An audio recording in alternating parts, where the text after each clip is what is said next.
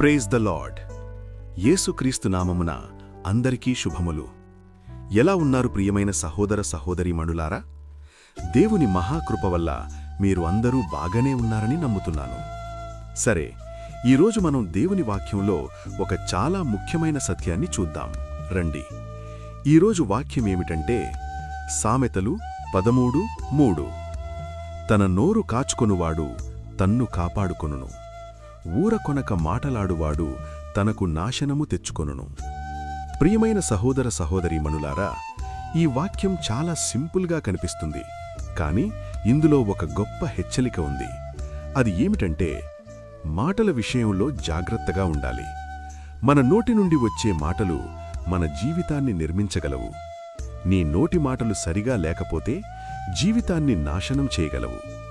ప్రియులారా, ఈ రోజుల్లో మనం చూస్తూ ఉంటాం, సోషల్ మీడియాలో ఒక చిన్న మాట, ఒక కామెంట్, ఒక పోస్ట్ ఎంత పెద్ద సమస్యలకు దారితీస్తుందో.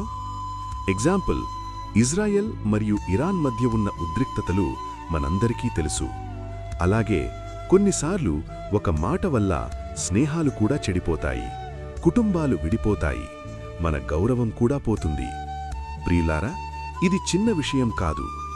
ఊరకొనక మాట్లాడే మాటలు మనకు తెలియకుండానే మన జీవితాన్ని కష్టాల్లో పడేస్తాయి.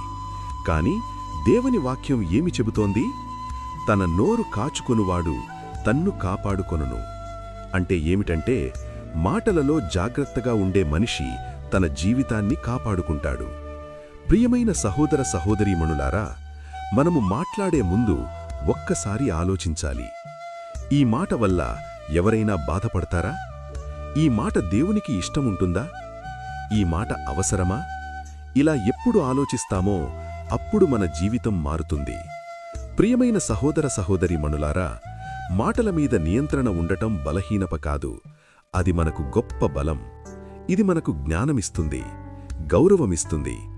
అందుకే ఈరోజు మనం ఒక నిర్ణయం తీసుకుందాం.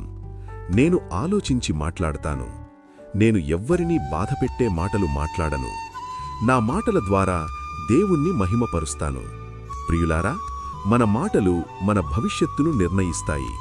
అందుకే జాగ్రత్తగా మాట్లాడండి, జ్ఞానంతో మాట్లాడండి, ప్రేమతో మాట్లాడండి. ప్రియ సహోదరులారా, దేవుడు నిన్ను, నీ కుటుంబాన్ని ఆశీర్వదించి దీవించునుగాక. ఆమేన్.